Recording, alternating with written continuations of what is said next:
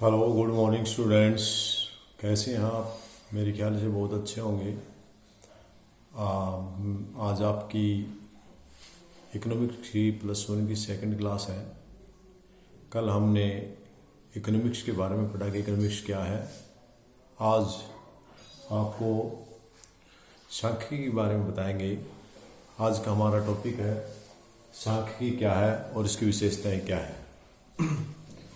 तो बच्चों, सांख्यिकी क्या है, इस शब्द से आप पहली बार परिचित होंगे। पहले आपने ये शब्द नहीं सुना कहीं। सांख्यिकी होती क्या है? अंकों, जैसे कि लिखा अंक संख्यात्मक सूचनाओं का भंडार। यहाँ बड़ी ध्यान देने वाली बात है, संख्यात्मक, ऐसे अंक जो संख्या में हो। दूसरा, सूचनाओं, भंडार। भंडार का मतलब समूह, अर्थात ऐसे तथ्य, संख्यात्मक तथ्य जिनका सूचनाओं के रूप में भंडार हो, उनको हम सांख्यिकी कहते हैं। यानी यहाँ इस शब्द से दो विशेषताएं खासकर उभर कर आई हैं। नंबर 1, वे आंकड़े जो संख्या में हो। नंबर 2, समूह में हो, उनके और आपस में एक दूसरे संबंधित हों, उनको हम आंकड़े सांख्यिकी कहेंगे। सांख्यिकी का अध्ययन हम यहाँ दो रूप में पढ़ते हैं। +1 के अंदर एक वचन के रूप में और बहुवचन के रूप में। एक वचन के रूप में सांख्यिकी आंकड़ों को एकत्रित करने, व्यवस्थित करने, सारणीकरण करने, उनका विश्लेषण करने आदि से है। जबकि बहुवचन के रूप में सांख्यिकी तथ्यात्मक आंकड़े ही सांख्यिकी है। तो यहाँ 2-3 उदाहरणों से आपको स्पष्ट हो जाएगा कि सांख्यिकी क्या है। एक पहले उदाहरण, गाय के 4 टांगे हैं। तो यहाँ जो 4 टांगे हैं, इसको हम सांख्यिकी नहीं कह सकते। क्यों? क्योंकि इसमें जो 4 शब्द है, ये शब्दों में है, अंकों में नहीं है। दूसरा, ये समूह में भी नहीं है। यहाँ दूसरी तरफ आप देखेंगे, भारत में युवकों की औसतन लंबाई 5 से 6 फुट होती है।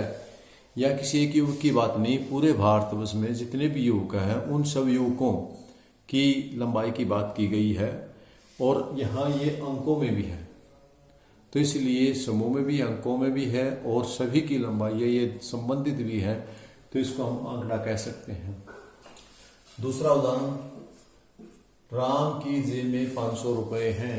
माना यहां 500 अंकों में तो है, बट ये समूह में नहीं है, अर्थात सिंगल एक ही आंकड़ा है, इसलिए इसको हम सांख्यिकी नहीं कह सकते, आंकड़ा नहीं कह सकते। ये यदि यहां पर 500 की बजाय 500, 1000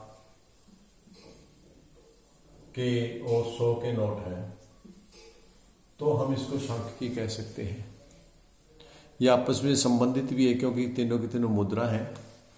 दूसरी तरफ भारत में जन्म दर 18%, जबकि अमेरिका में 8% है।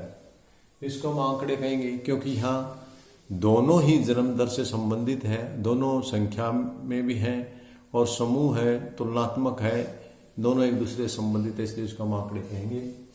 दूसरा है, तीसरा उदाहरण, 100 किलोमीटर की गति से चलते हुए ट्रक से महिला का घायल करना या घायल हो जाना, इसका कोई आपस में कोई औचित्य नहीं है। माना यहाँ 100 किलोमीटर अंकों में है, लेकिन इसका कोई समूह नहीं है, कोई एक बात से दूसरी बात संबंधित नहीं है, इसलिए इसको हम आंकड़ा नहीं कह सकते। दूसरी तरफ पिछले 10 वर्षों में भारत में क्रिकेट के 60 मैच जीते और 40 मैच हारे। इसको हम आंकड़ा कह सकते हैं, क्योंकि इनमें तीनों कंडीशन पूरी है, अंकों में भी है, समूह में भी है, और एक दूसरे के साथ दोनों, एक देश के दोनों टेस्टों की ही बात हो रही है, एक दूसरे संबंधित भी हैं, इसलिए इसको हम आंकड़े कहते हैं। तो संक्षेप में आपको समझ में आया होगा कि ऐसे तथ्य हैं जो समूह में भी हो और अंकों में भी हो उसको हम आंकड़े कहेंगे या सांख्यिकी कहेंगे, समक कहेंगे। समक का नाम भी ये दिया जाता है इन्हें। अब परिभाषा अब चलेंगे हम इसकी। बावले के अनुसार इसकी परिभाषा क्या है?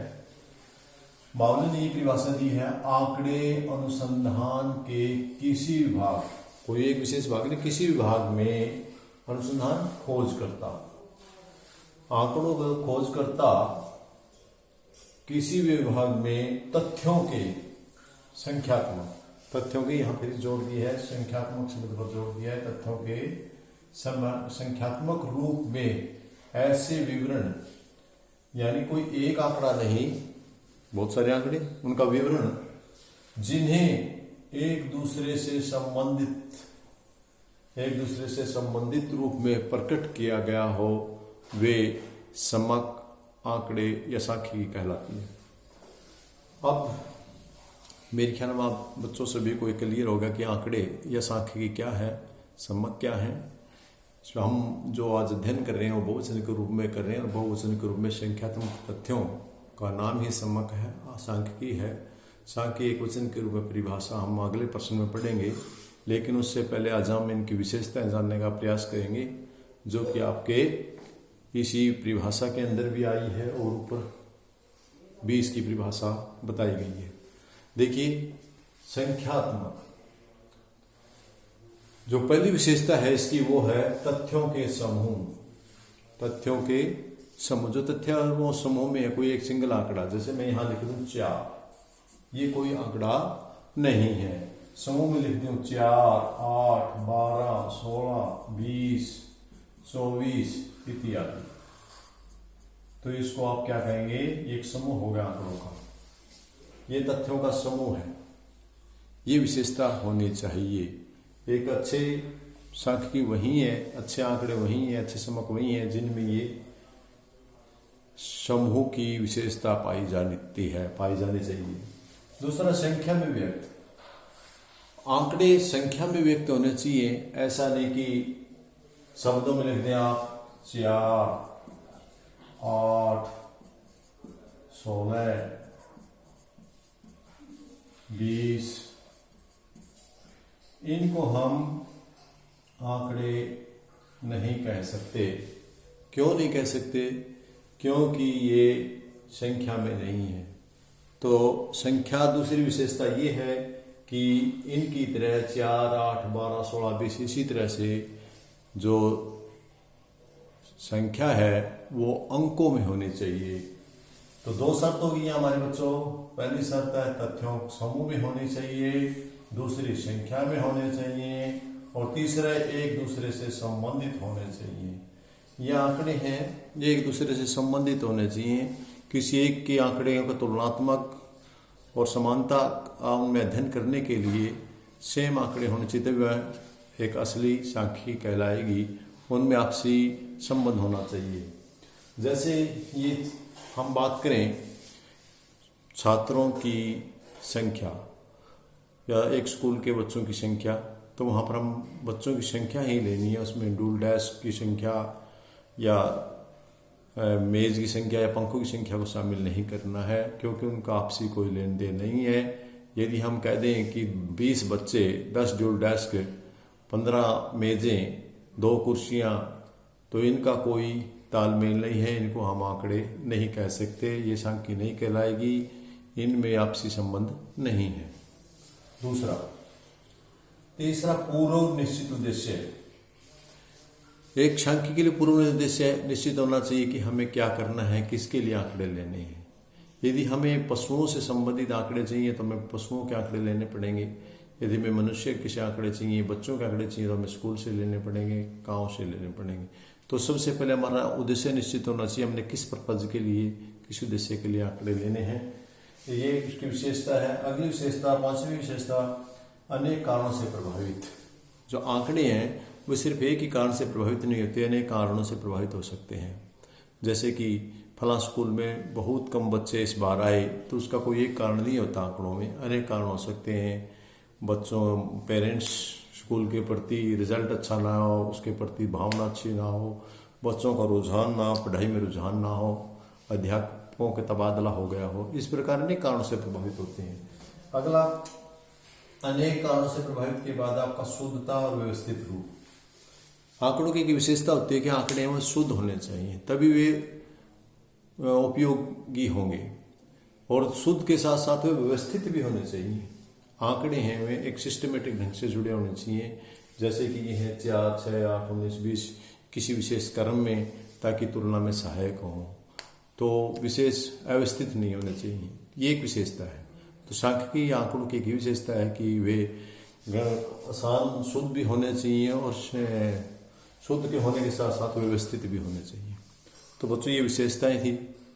तो आज का टॉपिक हमारा यही था, यह सांख्यिकी क्या है और इसकी विशेषताएं क्या है। मेरे ख्याल में आपको अच्छे से समझ में आ गया होगा, और डिटेल से इसकी पढ़ने के लिए आप टियाजेन की बुक की सहायता ले सकते हैं। और जिन बच्चों को समझ में ना आए, कमेंट में मेरे से पूछ सकते हैं, और अपने दूसरे साथियों को भी इसके लिए प्रेरित करें, और अपने चैनल को सब्सक्राइब कर लें, ताकि जो भी मैं वीडियो डालूँ आपको तुरंत मिल जाए। धन्यवाद।